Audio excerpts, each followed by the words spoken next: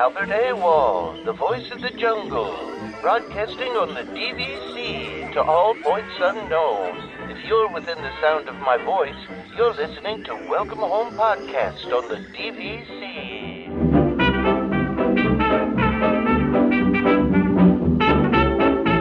I'm really excited for our interview today with Ry Skyla Castles. First of all, I keep wanting to say Ry and Sky because I feel like that just feels like, you know, a nice little rhyme there. I want to make sure I add the Skyla in then. But secondly, you guys are... We got your book, which is, you know, you're here to talk about your new book, which is I Love Disneyland or I Heart Disneyland. Is it I Love or I Heart? It's I Love Disneyland. I love. Okay, you go I Love. Okay, yeah. Great. And so, you know, we actually, you know, we got this book and we read through it, and it's really great. And I, you know, Trevor especially really enjoyed this too as a Disneyland guy. I am on the East Coast, so I'm more of a Disney World guy. Not to say I don't want to go to Disneyland, but we can talk about that as we go here. But I'm really excited to welcome you guys here. So thank you guys for joining us and talking through us, talking through your book with us. I think this is going to be really neat to talk through this. So, kind of tell us your background, how you started doing this, you know, where your, you know, love for Disneyland comes from. Like, where does all that begin? Okay. For me, I've grown up with the park. I grew up very close to the park. My parents made a point to make sure we had annual passes. So like Disneyland has been part of my DNA for a long time, and being part of that community around the park. For Skyla, she got involved in the park later in life. Yeah. My first visit to Disneyland was 2015 with Ry, actually, when I was in my, let's go with mid-20s. And and at the end of that visit, because like I literally knew nothing. I did not even grow up with like, I knew that Disneyland existed, but outside of that, my awareness was nothing. So at the end of that visit, I said, hey, it'd be really cool if we could do this again. And he was like, well, let me tell you about annual passes. And then, ever since then. So he ruined me. So it was great. So he didn't have to like drag you there though. Like you just were completely open-minded about it. You were like, let's try this out. Right. Yeah. I was actually alarmed to learn about how much Disneyland is in the DNA of Southern California. I just didn't realize that it was like just a thing people did, like going to the mall. I had no idea. So yeah, definitely opened my eyes to what that meant to the history of Southern California. You know, it's funny. Your story is actually kind of similar to mine and my wife's. Is that I grew up same thing. It's like even though I was coming from Canada, we went to Disney all the time when I was growing up, and it wasn't until I met my wife and she was about 20 years old, and we brought her with my family, and she was the same way. She was like, I don't know what this is, and then we brought her, and she was like, oh my gosh, like, we need to go back. And so, yeah, I understand how that kind of works out for somebody new to Disney, or that. I get you. Yeah. Yeah. We actually had a couple friends that went to Disney World for the first time a couple times, like different families, like 3 different families. And like all 3 of them, as soon as I got home, were like looking at different trips again. And one of them texted us, was like, I guess I'm a Disney adult now. Like whoops, just happened. And I was like, that's how it happens though. You know, you just go, and then all of a sudden it's like, oh, this is like a thing I can do all the time. Like this is great. Turns out. Yeah. Well, and this community we're part of now, like, is Disneyland regulars. Like, we've made a lot of connections with not just like other content creators, but people who are regulars at the park. So when we spend like regular time there, like we see the same faces, and it is a community of people. And like, this is something that is our shared interest, is our shared home for like where the community meets. And that's I feel like one of the big differences between Disneyland and Disney World. Not that there's not frequent visitors to Disney World, but Disney World is so much more tourist centric, whereas Disneyland is so much more local. And I think it's cool that you can build that community around people that are frequently going, like yourselves, and kind of have that group of people, you know? Yeah, it's really special. It's not something that I expected, and having it now, I don't know. I don't know what I would do with my days if I didn't have them. Yeah, I get that. So we do actually have some questions here that we lined up ahead of time. So we're just going to kind of go through them here. And so I guess I'll start it off with, obviously with you guys running the community and everything, and now you've had to transition from being like content creators to published authors. How has that transition been for you? Because I assume it was a bit of an adventure. It is a bit of an adventure. So like before the book, we made a point to try to like live stream at the park 2 to 3 times a week. Since the book, because like now that's something that we're doing in addition to everything else. It has kind of like eaten into time that we were using for like being at the park and creating content. We still have our full-time jobs, and that is about the same. It's actually like probably more hours this year than previous years. The book is more hours than previous years. So like our strategy is just do all the things. Do everything. Just do everything. It's like, yeah, how do you do it? We just do it, I guess. With a lack of sleep, probably. Yeah. Did you guys? You don't need sleep. Yeah, who needs sleep? Sleep's unnecessary. When you can go to Disney all that often. I mean, go to Disneyland all that often. That's who needs sleep? I can take a nap at Animation Academy. It's fine. No, see, if we were talking Disney World, someone would say what, Carousel of Progress or Spaceship Earth. Yeah, everyone's got their nap spots there, but that's that's great. So, how did the book come about? Like, how did you decide? Hey, we're going to write a book about Disneyland. We love Disneyland so much. Let's write a book. Well, we got an email. We got an email from the publisher asking us if we wanted to write a Disneyland book. We definitely did not think that it was real when they reached out, mostly because I didn't realize that publishers could reach out to people and ask them to write books. I didn't know that's how the process could go. I thought that authors just wrote books and then found publishers. Nope, turns out it goes always. It goes both ways, yeah. Yeah, and then we learned that they were working with the Dapper Danielle for the Magic Kingdom book series, right? Yes. So yeah, we got to take over the mantle for Disneyland, and as they worked with her and worked on her book and like what that looked like, then we applied some of the lessons to what our book was going to be and what that would look like. So just a really collaborative process. Yeah. And we actually had the opportunity to talk to Deborah Danielle about her book as well. So that was which was really great. And your book is also really interesting as well. Like I mentioned, I've actually never been to Disneyland, so this is a thing I need to do at some point. But I'm an East let Coaster. us know when you're out. I will. I absolutely will at some point. Maybe next year. We might do the Disneyland Hawaii thing. We'll see. Ooh, that'd be nice. Because we're sorry. Go ahead, Trevor. Go ahead. Sorry, I was going to say I actually do have a bit of an observation about your book versus the Dapper Danielle's book. So obviously I say, my history with Disneyland is, from when I was a lot younger. So when I was reading her book, I know a lot of the more recent stuff about Disney World, but I didn't know the history. So I was much more interested in the history aspect of it. When I've been reading your book, it was backwards for me because I know a lot of the like stuff that I grew up with in Disneyland, and I knew a lot of that historical stuff. But I don't know a lot of the new stuff because we've been going to Disneyland since Disney World since 2016. So I haven't been back to Disneyland in like the last 10 years. So it was really interesting to kind of see how like I guess, for anybody wondering about it, like it's not the same book as the one Dapper Danielle wrote. You guys brought some very interesting stuff, both from the historical side and all the new things that have happened at Disneyland. So I really liked that we were able to I was able to kind of approach it from both sides. If that makes sense. Different takeaways. Yeah. I really like that. And it was certainly a balance because Disneyland has more lands than Magic Kingdom, but we have the same amount of book space that she has. So same number of pages. So trying to figure out what made it and what didn't, how much history we're talking about and how much current stuff, definitely a dance there to figure out the right mix.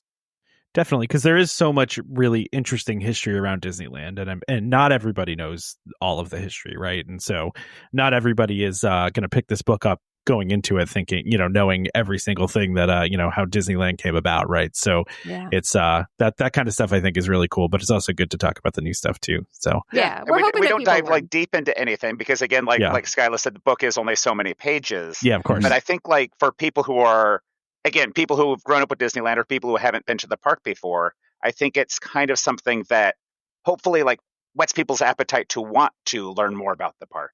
Because, while we don't deep dive into any topic, I think that we cover a lot of different things in a way that hopefully is fun and engaging. Most people we've talked to about the book, like people who are theme park regulars, they're like, reading this book puts a smile on my face. Like it's a fun book to read. It's a light book to read. We don't hit you over the head with Haunted Mansion facts and everything that like has ever happened with the attraction. It's I mean, you could. I wouldn't be mad if you did. Yeah. You have to be okay with that too. Yeah, I was that's saying, always my problem with that was Tomorrowland. I needed Ry to pull me out of the hole because I was like, it was like Tomorrowland history for like a decade, and I'd already written the whole book was done. It was 200 pages, and I was like, whoa, that's not, we can't do that. That's just Tomorrowland.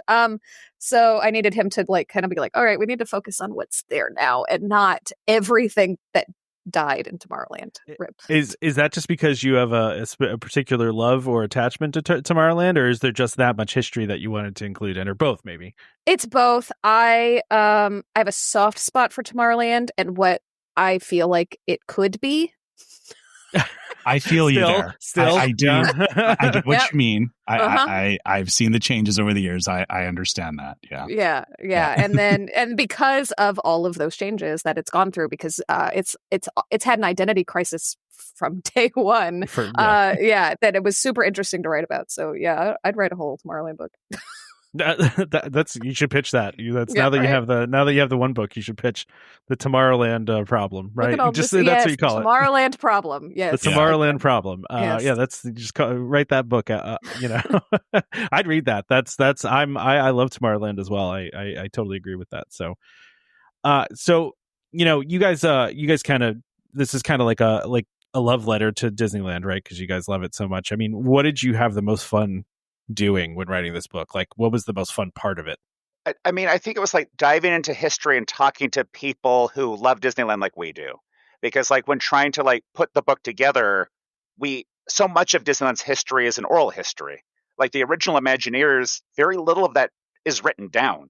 Yeah. Like it's the stories that they told each other and how people have told that stories. So like for us, it was diving with other people who are deep in Disney history. Here's where we're at for the book. Here's stuff that we've learned through Imagineering story behind the attraction, other things that have been written, and trying to fact check as much as that as we could. Like, there was one interesting story that like I wanted in the book, but like we couldn't prove. So this is something that got cut. Was a forced perspective for Main Street that Disneyland's Main Street feels longer when you're coming into the park and shorter when you're leaving because of the forced perspectives of the buildings. The buildings closer to the entrance are taller. The ones closer to the castle are shorter. But talking to people original Imagineers, like people who had that oral history, they're like, that actually wasn't intentional. That's not real. You like just it's something accidentally did it. Yeah. So like because of those conversations back and forth with people involved with Disney Archives, we pulled that out of the book because like we didn't want facts that people were going to argue if they were true or not. That's understandable, I think. So, but I think the fun part about the book was diving into this with other people who love Disney history, hearing their stories, and doing what we could to like fact check things with the book to make it as accurate as we could. Yeah, I've talked many times on our show about how much I loved the Imagineering story, just as a Imagineering nerd and really loving like the history and stuff like that. So that's cool that you guys got to do a lot of those things. Talk to Imagineers and are part of that kind of community with Imagineers. We definitely have a friend. Shout out to friend if he listens to this. That that argues about the Imagineering story. He's like, I found 3 things that are wrong just in the first episode. I'm like, really? okay. But I think that again, because Disney is just a lot of tales sometimes. That just kind of have to go with what they have info for, and that's the closest you can get. A lot of lore about Disneyland. That's kind of what you're saying. There wasn't records, right? So it's like there's there are things that are said at some point, a story that someone's told that might not necessarily be true. It might be a little embellished. It might be but it's just it might have grown over the years. But it's just what we all think, So, Walt Disney was kind of a troll. Like for example, the petrified wood. Where I was going to mention that. I saw that in the book. Yeah, but I mean, like he told the story. The plaque literally says it's a gift from Mrs. Disney to the park, and like the whole story that was something that Walt Disney made up to tell that story. Lafitte's anchor that's supposed to be like Jean Lafitte, like that anchor apparently isn't the real anchor. But like the plaque in front of Haunted Mansion says it's the actual anchor from the boat. So like so much of this is Walt Disney telling stories that weren't necessarily true, and some of those things made like the record of the park. They were magical. They didn't have to be true. Yeah, I mean it's not a museum is the thing. Exactly. Exactly. It's a stage, right? So that's you can. It's a movie set. It's a movie set, not a museum. Like people want to treat it like history in a museum, and there are parts that are historical. But yeah, it's a movie set. It's a stage. Like the cast members backstage, all of these phrases was because like Walt Disney was a filmmaker and treated the park like a movie that you could edit after it came out. Exactly. Right. Yeah. So that makes a lot of sense. Go ahead, Trevor. Sorry, I want to go back actually to, you're talking about, some of the different people that you talked to. Was there a particular meeting or interaction with Imagineers or anybody or, any of the people that you talked to? Was there anything that really stood out to you as like either like a really cool or unusual interaction you had because of the book as you guys were writing everything? I mean, I think like unusual interaction. I don't know, Skyla, if you want to talk about the DM of the person who was involved with the park about like trying to get us connected with people. No, you do okay, it. cool. Yeah. But All no, right. but I think like, but interesting interactions, like things like the number of opening day attractions, because like that is something that is apparently a debate for some reason. That like Really? how many attractions were opening day, because like the state of the park on day one, what was actually finished, what was actually operational, how do you define that based on the state of the park on day one? So like that to me was like one of the most interesting back and forths, was trying to find a solidified answer for the number of opening day attractions for Disneyland, because even something like that is apparently not an easy answer. Interesting. I mean, if it's within the first 3 days, is it an opening day attraction? If it's, I mean, sure. And that was the argument. Like, is it or is it not? If it was intended to be opened but wasn't open for a week, like, does that count as an opening day attraction? Yeah. It's really just the definition of opening day, like what that means, right? I think we ended up going with actual opening things that worked on opening day, at least for a little bit. Yeah. Right. So I was thinking about like the Mark Twain like had capacity issues and it all tipped that. over. Yeah, they have too many people on it. It tipped over. The teacups, not all the way over. Cracked it. They had to have like people welded on day one because the teacups like weren't set up the right apart, way. Right? Yeah. Crazy. Yeah, I always remember that. I think it was an Imagineering story. The video of the Mark Twain and it looked like it's about to sink. Like it's literally just like it's barely above waterline. Yeah, yeah. Disneyland has always been like this. That's really funny. So I do have a Trevor. I'm gonna deviate from our outline of questions. Yeah, all good as I do. Yep. We do this, by the way. We go off on tangents and rabbit holes. So. We don't like following outlines or questions or anything like that, because that's no rules. No, there's no rules here. I did want to ask you about Disney World. Are you guys Disney World people at all? I mean, have you gone, or is it more you are very focused on Disneyland and you only stay in that realm? I went sometimes as a child, and then me and Skyla went together for a trip in 2023. So Skyla got to experience Disney World for that first time. We haven't really been able to make a trip back just because like work and life has been busy. So it's not an issue that we don't want to go back to Disney World. It's just been hard to make the time. But yeah, we did a trip together to Disney World in 2023. I'm curious how you guys feel about the differences between the two. Like what? Just they're not the same. And I know that a lot of people either seriously or jokingly like to pit the parks against each other. But they're not the same. Disneyland is a quaint, like almost cozy, sort of at home, very locals park. It is just much smaller in scope, but we feel like things like character interactions and stuff like that is just a little more magical. It's different in Disneyland. Walt Disney World is like Costco. Fun for different reasons. Fun for different reasons. It's gigantic. It's more of like this epic vacation, right? That it's so much bigger in scope. It's like everything got X'd by 100. And yeah, those are just very different experiences. We did try to take some of our Disneyland-didness with us to Disney World, which was leaving room for magic is what we like to say about Disneyland when you're planning a trip. Don't plan morning to night. Don't plan every single moment of your day. You need to leave room for magic. Walt Disney World doesn't really work that way. You don't have time for it. You got a lot more planning. Yeah, because it's just so much bigger. There's so much more planning. So I'll say it worked for us for most days. We had we had one dining reservation every day. We made a short list of things that we definitely wanted to see, and then just kind of left room for the rest of it. That worked everywhere except for Epcot. Epcot, you can't. Everything's so far away.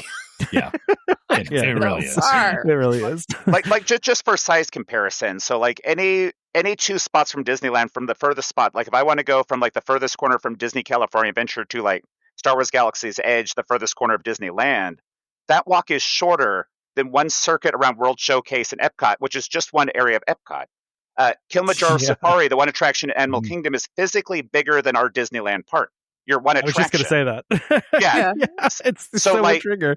But we knew Disney World was bigger. And again, I had been there as a kid, but like that's not the same thing as going together and realizing like that we can't just go from Ratatouille that broke down and get to our return time for Cosmic Rewind because like we never make it back to French Pavilion. Yeah, it's exactly right, and it's we kind of talk about that a lot, how different it really is, and but also too, like, you don't really appreciate stuff when you're a little kid as much as you like when you're an adult. You really like appreciate Disney for different things than you do when you're a kid, and the details and a lot of the other things that you just when a kid they just go over your head because it's it's not something you see, but then when you go and as an adult and you actually get to appreciate those things more, it's really a very different experience, But and I'm sorry, I know we're talking about your Disneyland book. I just think it's interesting to talk about the difference between the two because it's the thing that it's something that comes up a lot. So I always say to Tom that or like when we started going to Disney World, the best way I could explain it was like it felt like a bizarro version of Disneyland. And I'm sure you guys felt the same way. It was like you're in another universe, and it was like everything was kind of there, but not quite right. And Galaxy's Edge was the one I walked in and I was like, really? That's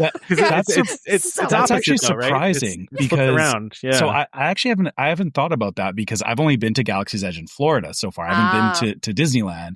So I didn't realize how different it actually was. I actually kind of assumed that that it was like a carbon copy because it felt like something where they could have just like one for one copied it, but they didn't even do that. It sounds like it's all the same differences, but it's laid out differently. Like it's all the same ships, but the ships are in a different place. Some of the, like to your point about Bizarro, I feel like there's a different shade of paint that they use for rocks in each park. So like we go between the parks and like it's like, why is the shade of color that way? Disneyland, our transition to Galaxy's Edge is like very intentional, where like you come from Frontierland and you like are teleported basically to a galaxy far, far away. And at Disney World, like it's that weird. I feel like I'm going through like the Gotham Tunnel or whatever, and like and then I'm just there. There's just like a whole open space, and you walk through it. It's like it's over there. Oh, okay. And then you leave, and it's like Toy Story. Oh God. Yeah. Okay. Toy Story. Yeah. Docking Bay 7. The menu was different. Like our menu is very like sourced from different like ethnic foods, and like Disney World, like when we went there, it was like the same meal that was the same name was like chicken tendies, and I was like, okay, well that's interesting. Or Skyla recently heard something about like the two different the black cat, the coffee. Yeah. So the black calf, I learned this on a VIP tour fairly recently. Actually. So just to walk people into it, just real quick. So Disneyland, our black calf with like the Cocoa Puffs on top or whatever they're supposed to be called in the galaxy far, far away, is incredibly popular at Disneyland. At Disney World, this is not popular. And when Disneyland people go to Disney World, they grab their coffee that is like their favorite coffee. They're like, why does it taste awful? So I don't even know what you guys were talking about, and that explains why, because it's not something. I don't do coffee though, so that's my fault. Yeah, it is. Yeah.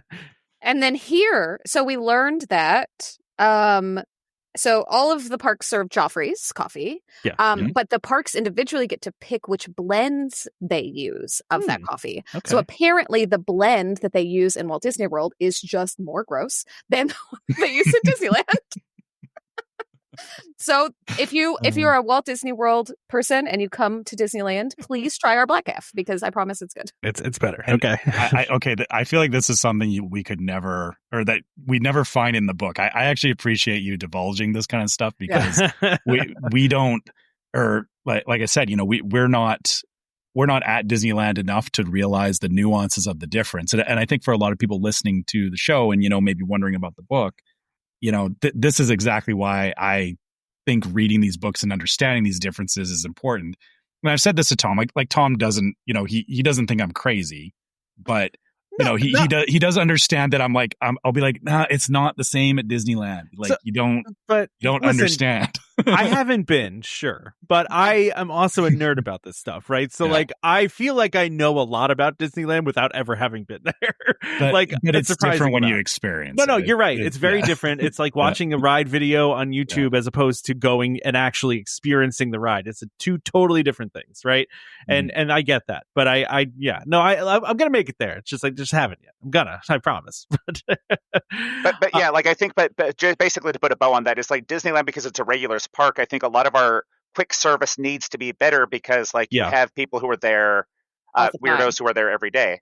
And then like Disney World is mostly people vacationing. So I don't think like, especially the quick service stuff needs to have as much of attention, because like if you get a quick service thing, it's just, you don't have the best churro of your life. Like you're still going to go to Disney World. Yeah, exactly. And I didn't have a churro at all in Disney World, so not a single one. I couldn't even find them. It's like, where are they? Yeah, Trevor, you won't do the corn dogs or the churros at Disney World, right? Haven't you said that before? I mean, I'll skip on the churros at Disney World, and the corn dogs, I know about the Red Wagon, so it's very hard to have. Yeah, Disney once World. you know that, there's nothing else. Yeah, it's hard to have a Disney World corn dog. So let's go back to Disneyland and the book and a little bit more. But so you guys talk a little bit about e-ticket rides, right? And the term e-ticket, which I always find I love the history of the ticketing system. Because I think it's funny if you try to explain to people now, like, oh yeah, you had to choose which ride you wanted, and you had to give a ticket each time, and you had to pay for that book and all that stuff. Like if you try to explain to somebody that didn't realize that, then I think it probably would blow their mind a little bit, considering how things are now. But so why do you think that term has just kind of been around for so long? But I also want to ask you guys too, favorite e-ticket attraction of all time, current, former. Ooh, I think it's stuck around because we do have this just nostalgia thing about Disneyland, and you just want to refer to something that you know. And what else? Like, I don't know. Now you don't even know what else I'd call it. Like, really good ride. Like, it doesn't. Yeah, it doesn't. Top tier ride. Yeah, it's so synonymous with this thing, and we just really grasp onto it. I'm going to let Ry do the ride part. Oh, okay. So I think when ticket books were available, so e-ticket attraction, there was an e-ticket book, would have probably been Pirates of the Caribbean for me. That's fair. And then as far as like what the definition is today, I would say Rise of Resistance. To me, feels like your best example of like an e-ticket attraction, because like just how immersive that whole experience is going through Rise. Yeah. That makes sense. I do not think the monorail is an e-ticket. No offense to the monorail, but that would have been e-ticket, right? It's transportation. Was it an e-ticket at one point? When they added e-ticket, it was three things. It was monorail, it was Matterhorn, and submarines. It was three. It's in the book. They were added at the same time. When they added the ticket books, they added like the e-ticket to the ticket book. It was three things that were added. I think it was those three. Yeah, and they're not the same. Like Matterhorn, I would consider. Yeah, Matterhorn I see. Monorail, I don't fully get. Yeah, I don't. They're all historical, like first ups, like the first operating monorail and like the hemisphere. You have the submarines, which is this whole thing, and then Matterhorn was the first tubular steel roller coaster. So they were all historical first that all hit around the same time. So like I understand like why Imagineers made that decision to call them all e-ticket. But yeah, I agree with you that like submarines today is like, me and Skyla joke that's like the worst attraction, the best looking lagoon, but like so pretty. The ride is not great. Like even though I haven't ridden it in a long time, the last time we rode it, it was not great. No difference. No difference except for more vibrant now. Yeah. According to your book, I did find in your book it was Matterhorn bobsled, submarine voyage, and Disneyland monorail were the first e-ticket. There we go. Submarine. Yeah. I feel like monorail, because of the fact that we have the Mark 7s in Disney World, and they're just like a transportation method. It's just weird to think of it as like an e-ticket attraction, because it's like the thing you do when you can't get on any of the e-ticket attractions. I don't know. I will Right. ride the monorail in a loop forever. I don't care. Yeah, I've but done if it I for have a fast hours at pass for time. Guardians, I'm not riding Choosing the monorail. Yeah. over that. Yeah. Yeah, exactly. But I think it's hard for us to like think of like the Mm. late 50s, early 60s because like how different that period of time was. That's Like true. there wasn't really mass transportation. Like Autopia is interesting for people because we didn't have freeways yet, not really. Yeah. And the Mhm. idea of That's Autopia true. was like, think of what freeways could be if you were all just driving along with people. Running and like into for each us other, today, yeah. like we all do freeways. Like it's a regular thing for us. It's not novel. But I think monorail probably for people at the time probably did feel futuristic and interesting. Where to your point about Disney World, it's like, now I'm tired at the end of my day and I guess I have to wait for this thing. Yeah. Well, and to your point though, when the monorail was built at Disneyland, I believe it was the first operating monorail in the United States. So at the time, it was. So I mean, to your point, yeah, it probably was an e-ticket attraction then because it was something that no one had ever seen before, and so it was a very unique thing. And then a bunch of other parks after that, tried to copy that and tried to put monorails. But then monorails were everywhere. Yeah. I mean, I joked with Trevor before. My local theme park, that's a Six Flags park, had a monorail at one point back in the 70s, just because, and it's 100% because Disneyland had one, right? So it's an interesting thing because that was a very revolutionary thing at the time. So that's a great point. I hadn't really thought about that.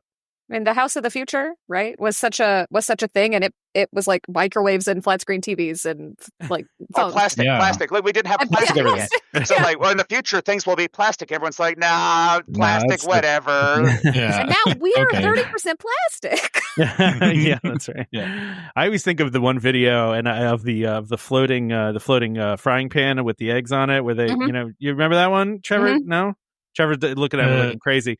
They had like it was like the magnetic. It was like a frying pan that was floating in the air, and the woman's cooking there, and it's. I think they played at Sci-Fi Dine-In actually over at Hollywood Studios all the time. I'm trying to. Look it up. You'll know what I'm talking about. Yeah, I'll have to Google it after. But we'll continue on your book here because we want to talk more about this. So go ahead, Trevor.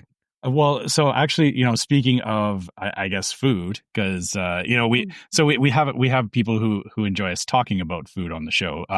The book does talk about how smells are an intentional part of the theming in Adventureland, and I didn't really think about that at the time, but it makes a lot of sense. But what we wanted to ask you is if you could create a signature scent for another land, what would it be and what would it smell like?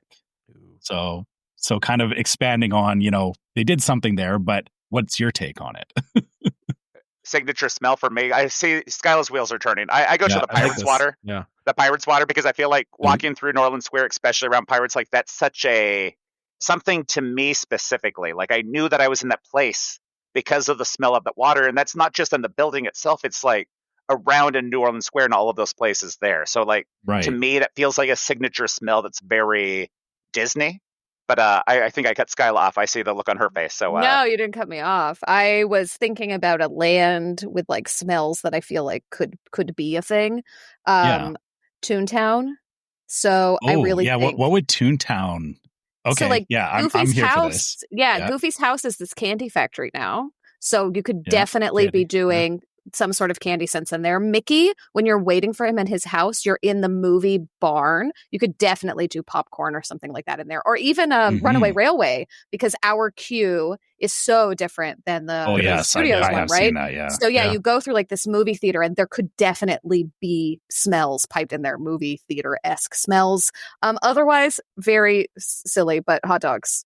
It should be hot dogs outside in the That's so obvious.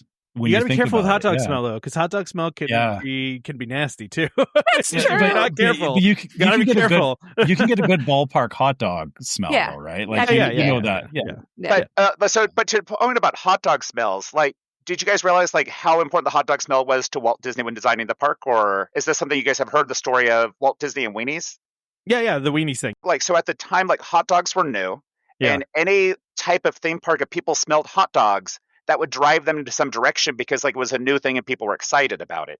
So when he was designing these big things at the park, like he called the castle a weenie because he wanted people to see the castle, much like at a sporting event where people would smell hot dogs and go look for hot dogs. He wanted Disney weenies like would drive you to go through the park. So you saw the castle and you'd walk that way. And It's once got you to be a got to better way the to say hub, that. yeah, right. But like, it's a Walt Disney word. But like, No, yeah, that's a really interesting word because it's all the park icons and things like that are the weenies of the park, right? Yeah. But like, we had- you see the that rocket did in Tomorrowland, and sorry, go ahead. Yeah. I would say that was in the book, but it had to come out. And I think that was one of my favorite little bits was, The weenie was part. talking about the weenies. And I was like, man, we're reading for the audiobook. That's going to be real weird. It's something that got cut from the book because like Yeah. each chapter needed to be equal weight. And while we were excited about it, like where does that fit in the book, and Where does that fit? Yeah. what thing Yeah. did we cut to like put that back in there? Because I think it's an interesting part of Disneyland history, but it's not Yeah. necessarily something that is like more important than anything else we have in the book. Speaking of things that are cut from the book, I'm going to ask you a question. Ooh. Do you know what ride is not in the book? What ride is not in the book? Okay, let me. I think it's just one. Which ride is not in the book? That's a hard question. I don't want to look through your book. Are you talking? You're talking current like operating rides. Current Okay. operating attractions. So yeah. not like the People Mover. Right, sad. Oh yeah. Okay. Although I do think we mentioned People Mover in the Tomorrowland chapter because You our did. register at the one shop is the People Mover vehicle. Yes, Yeah. you did. So, what ride is not in there? I'll give you a quick hint. So they asked for each chapter to be equal weight, same number of words. So which land has more attractions that we would perhaps need to remove one to make room in the book? I want to rely say on you for this, Trevor. Fantasyland. Okay. Wait, Mm-hmm. no. You talked about the teacups. Talk to Dumbo. Yep. Dumbo's the one we it's cut from the Dumbo. book. Yeah, it is. Yep. Yeah. All right. Yeah. Sorry, I was literally like running through Fantasyland. That I was was like, perfect. ding, ding, ding. Yeah, okay, yeah, it was nice Dumbo. work. Yep, Dumbo. Nice work.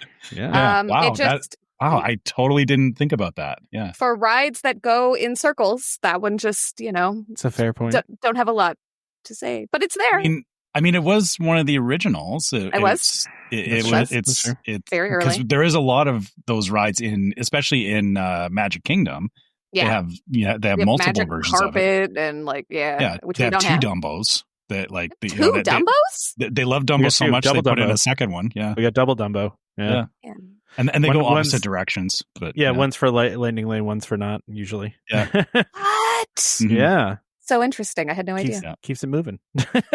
but again, that's interesting though. That you're right. There's not a lot to talk about specifically with Dumbo. Like the ride system's interesting, but we had a section like it was Dumbo, and like I think an interesting thing. So that organ that's next to Dumbo was actually before like we had like a electronic soundtrack. Like it was actually that was what made the sounds for Dumbo. And now it's an electronic system, but like we still have that pipe organ there for history. Like we did have something written for the book, it just didn't make the cut as we were trying to like fit everything in there because our Fantasyland like is crazy because it goes from the castle to Matterhorn to Small World. Like Fantasyland is actually much larger than I think people realize at Disneyland, just because how they like laid out that land. Yeah, I actually, and now that you're talking about Fantasyland and things that were there for history. I am actually surprised that you didn't mention the Skyliner or any of the former Skyliner stuff. I know a lot. I know it's all really gone wanted to out of the park, but I'm guessing that it was kind of hard to work that in. Yeah, because it's like how to yeah. focus on history versus like what's there, What's and it not there should anymore. be for people who are going. But because but I love that kind of stuff too, though. Yeah, and here's a neat little piece of trivia for you. So you say the Skyway's gone, like. There's still parts of that Skyway station in Fantasyland as you leave Fantasyland and start heading towards either Frontierland or Galaxy's Edge. There's still that stairway that would take you up there. It's all overgrown now, but creepy stairs, creepy stairs that still take you to the station that they let become part of nature. Which is now where they feed the cats, if I'm not mistaken. It's one of the spots, yeah. I saw a picture of the Stairway to Nowhere of that, and it's kind of funny. I would love to do some urban exploration of the areas of Disneyland that are like not accessible now. I would love that. The non-map areas. Yeah. You don't want to get banned, though. No, I can't do it for real. I'm not going to be like that guy who slept on Tom Sawyer's Island during COVID. But approved exploration of the stuff. Yeah, approved. But weird things I geek out about. So like Skyway closed in the 90s because we had the incident at Disneyland. It's been about 30 years. Because Disneyland, there is a lot of nature at Disneyland. Like that area has overgrown where that Skyway station was in 30 years. So like thinking about that, like how that whole area was once the station and they just left it alone, and now it's practically nature. It's just nature has taken it back. I mean, there's a ton of that at Disney World, because they just, when they're done with something, they just leave it, and then it just you guys have all kinds of abandoned things around, right? Oh yeah. There's lots. There's lots of that, yeah, for sure. But I want to ask you guys, you did a lot of history, obviously, and what's the most obscure piece of Disneyland history that you found fascinating for this book, or what didn't make it in the book that was fascinating? You guys told us a couple of them so far, but I'm betting you have more. We probably do. I'll think the thing that was precious to me, like I forced him to let me keep it in the book, was the corridor of murals in Tomorrowland. And how those were Mary Blair painted and designed murals, right? And from what we know, they sound absolutely gorgeous. And then they've been covered up with the Star Tours and the Buzz Lightyear facades, and allegedly some parts of it are still under there, but like, who knows if you ever take down that Star Tours stuff, or it may not be intact. How recoverable that is. But it makes me a little sad, because I know we just talked about it, right? Disneyland is not a museum, but some of that stuff, some of that loss does make me a little bit sad. That's fair. I appreciate that. Yeah. For me, it's like the impact of the 1964 World's Fair. So like, I knew about World's Fair, I knew about World's Fair attractions, but like, until we were working on this book and diving deep, like I didn't really appreciate how much of an impact that made, not just on Disneyland, but like theme park technology. So 1964 World's Fair, nobody knows how to do attractions. Disney is kind of like in its first 10 years, and Disney gets tapped in a lot of different ways to make all of these different attractions for the World's Fair, because they've proven that they can do it. No other company does, and they want to innovate in the space. So World's Fair, the two big things for Disney for technology, it's Abraham Lincoln, the animatronic, and it's Small World. And Small World's interesting because of the ride vehicle technology was the most capacity of riders you've ever had. And animatronically, we didn't really have audio animatronics before Lincoln.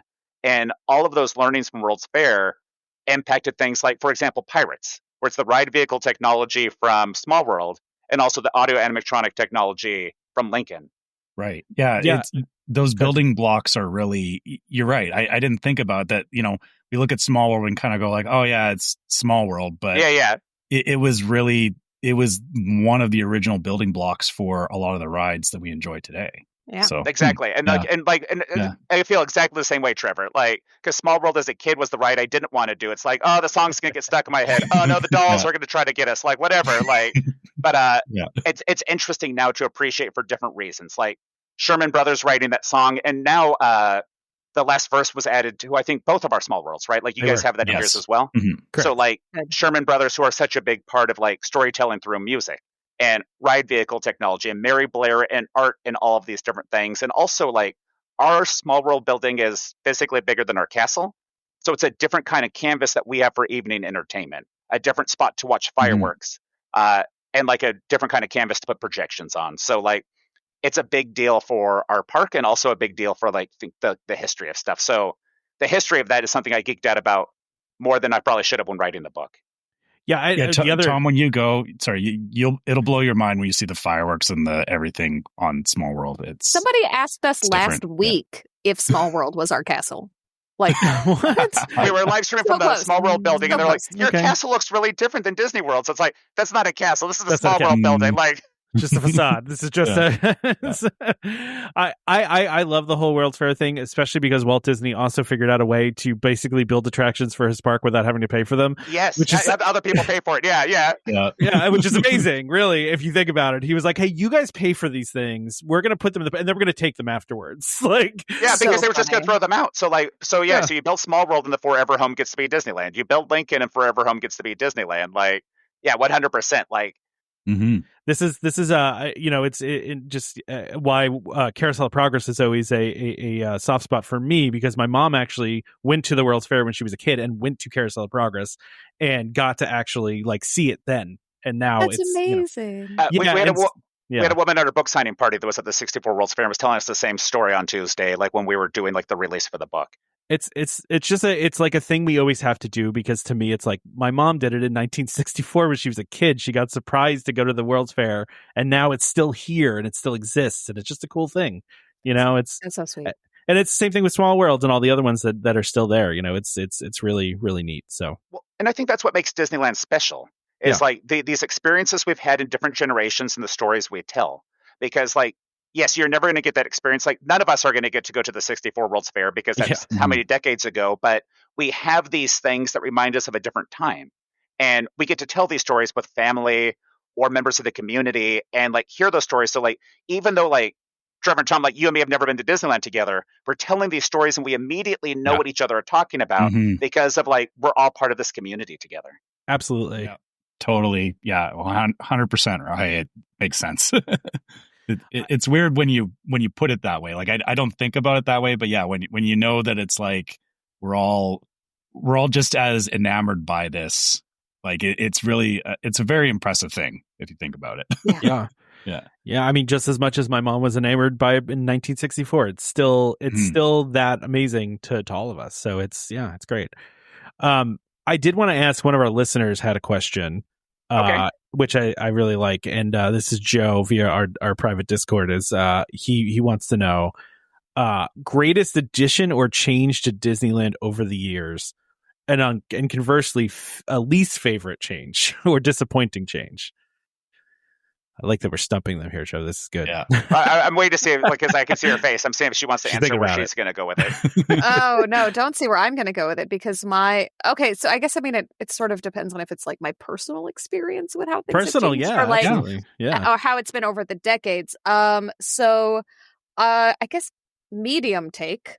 It's a lukewarm take. But I do really, really enjoy the addition of Galaxy's Edge. I think that it adds something interesting to Disneyland that it didn't have before.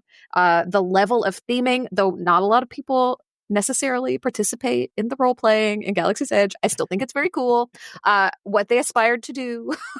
Yeah, exactly. Yeah, and Rise of the Resistance is I remember, I mean, the first time we wrote it was just three of us in a vehicle, us and a friend. Like, we basically got a private showing of Rise of the Resistance, and it was the day it opened. It was amazing. So I've got a lot of good memories of when that part of the park opened. Change that I'm not. It probably would have to do with evening entertainment. I think I would love more of it, and Disneyland seems to be wanting to do less of it. Still better than Disney World, though.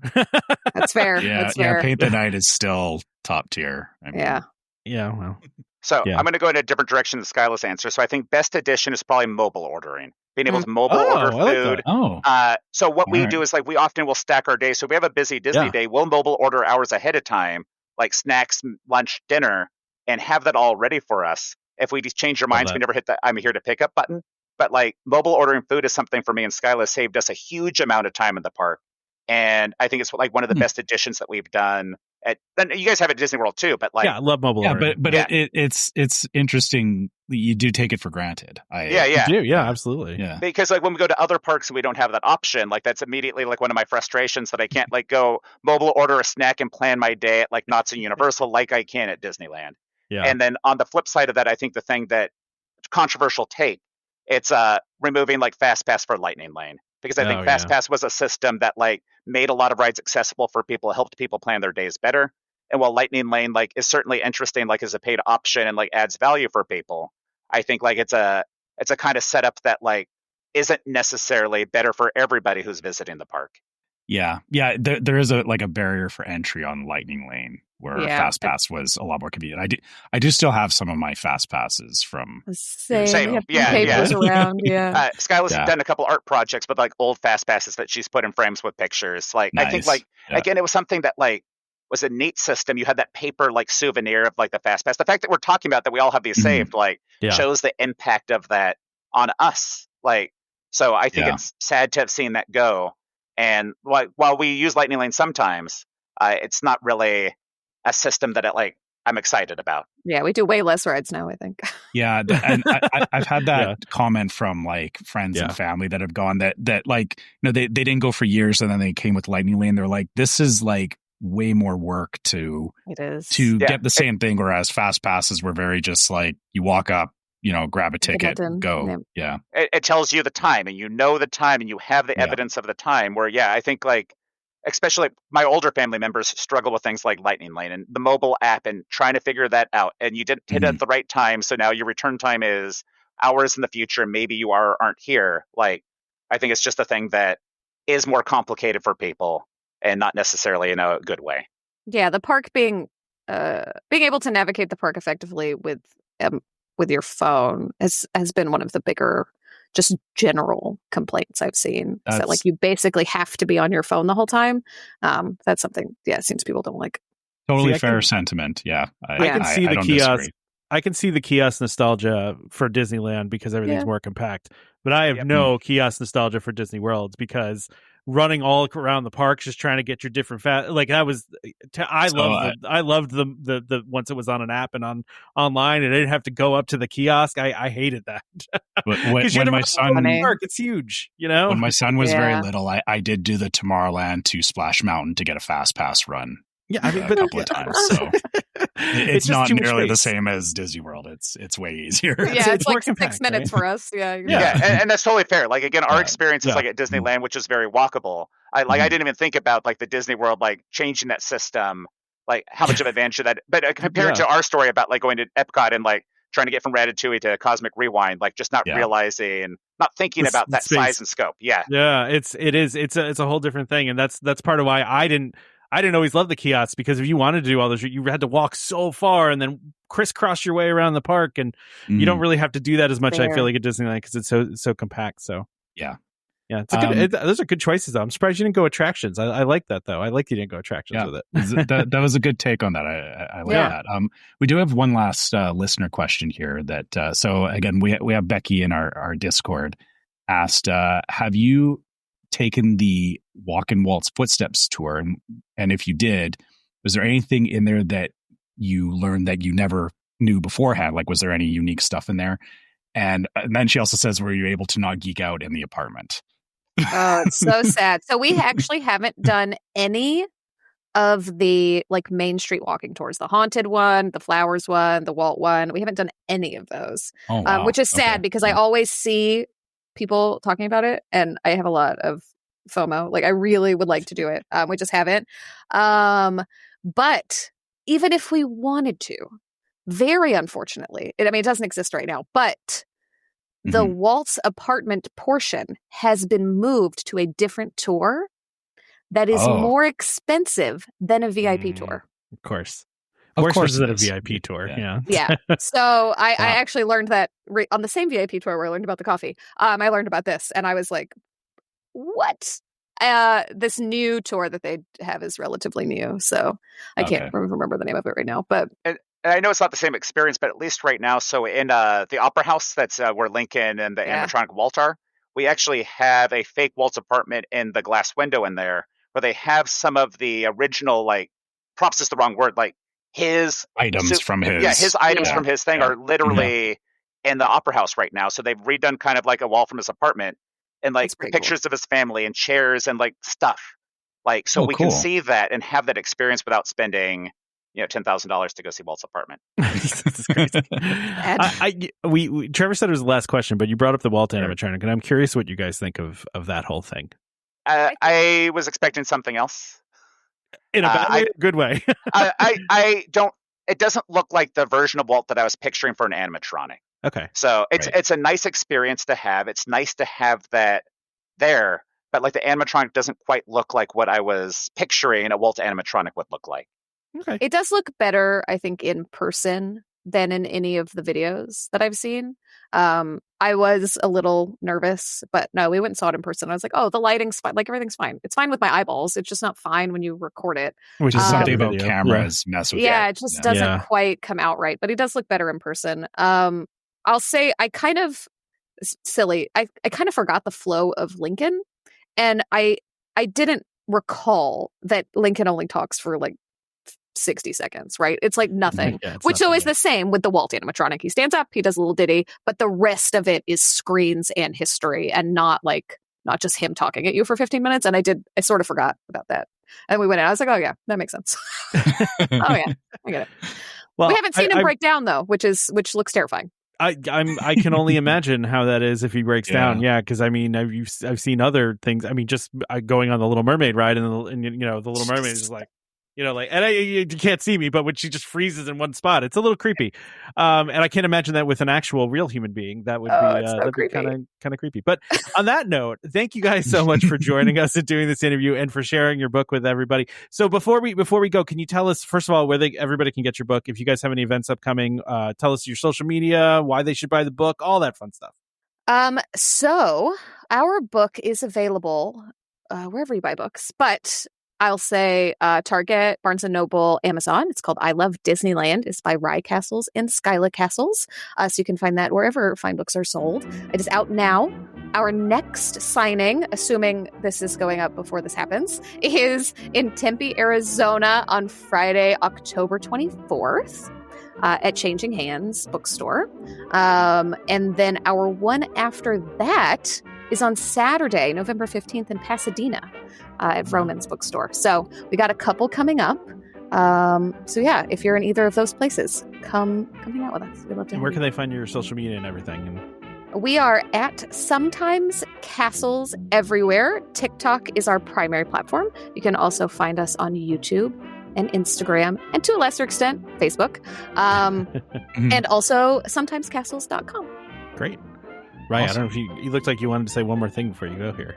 No, I mean, Skyla's great. Though I think she's on top of that. But the one little thing I'll add, so we left a small pile of signed copies at the Huntington Beach Barnes & Noble, and they said that anyone that wanted a signed copy, they would ship it to them. So, like, us right now, we've been very busy, so trying to ship things to people has been challenging.